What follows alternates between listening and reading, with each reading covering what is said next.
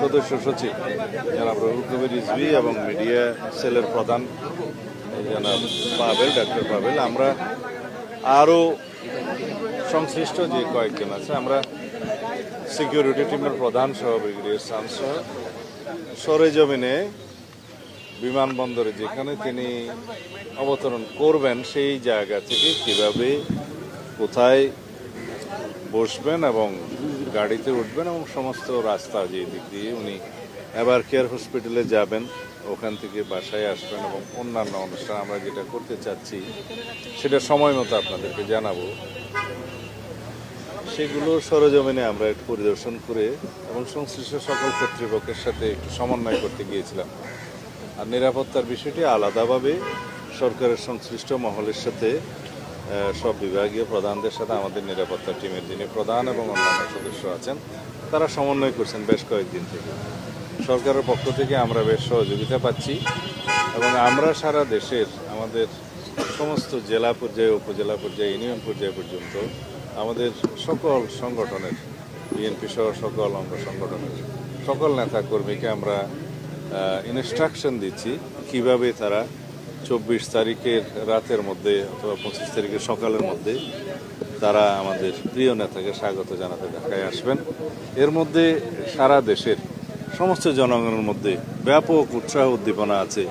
দীর্ঘ 17 বছরের কষ্টের নির্বাসিত জীবন শেষে আমাদের এই দেশের গণতন্ত্রের রক্ষা কবচ, আমাদের আগামীর বাংলাদেশের যিনি নেতৃত্ব দেবেন ইনশাআল্লাহ, তাকে এক নজর দেখার জন্য আমরা গণতন্ত্র অবমুক্ত করতে পেরেছি। ফ্যাসিবাদের বিরুদ্ধে সংগ্রাম করতে করতে এই ফ্যাসিবাদ বিরোধী রাজনৈতিক সংগ্রাম, গণতান্ত্রিক সংগ্রামের সুদীর্ঘ 16-17 বছর তিনি নেতৃত্ব দিয়েছেন আমাদের।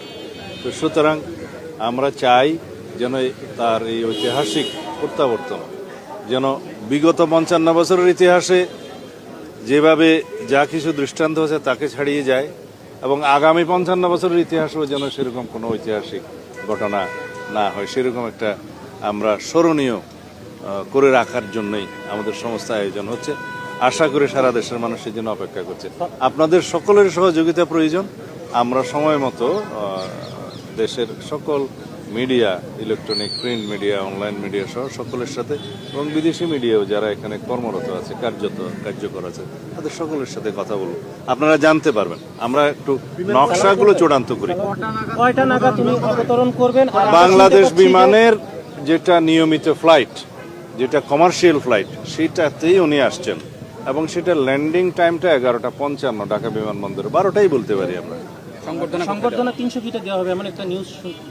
আমরা জায়গাগুলো দেখছি, যেহেতু বাংলাদেশের জনগণ তাকে এক নজর দেখার জন্য উদ্গ্রীব হয়ে আছে, উন্মুখ হয়ে আছে এবং তার দুটো কথা শোনার জন্য উন্মুখ হয়ে আছে। সেই জন্য আমরা ব্যবস্থা করার চেষ্টা করছি কোন জায়গায় হলে সেটা ভালো হয় এবং আমরা সেটাকে অ্যাকোমোডেট করতে পারবো, সবাইকে আসতে পারবো, জনদুর্ভোগ যাতে না হয়, সব কিছু বিবেচনায় আমরা জায়গাগুলো পরিদর্শন করছি। আপনারা জানতে পারবেন।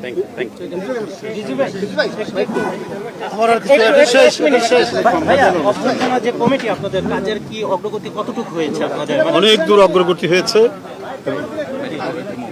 আমরা জাতীয় স্থায়ী কমিটির সদস্য জনাব সালাউদ্দিন আহমেদ তার নেতৃত্বে এটা বাস্তবায়নের জন্য আমরা যতদূর আমাদের এই পর্যন্ত এগোনো দরকার, আজকে কয় তারিখ, আজকে 18 তারিখ পর্যন্ত এগোনো দরকার, আমরা ততটুকু এগিয়েছি।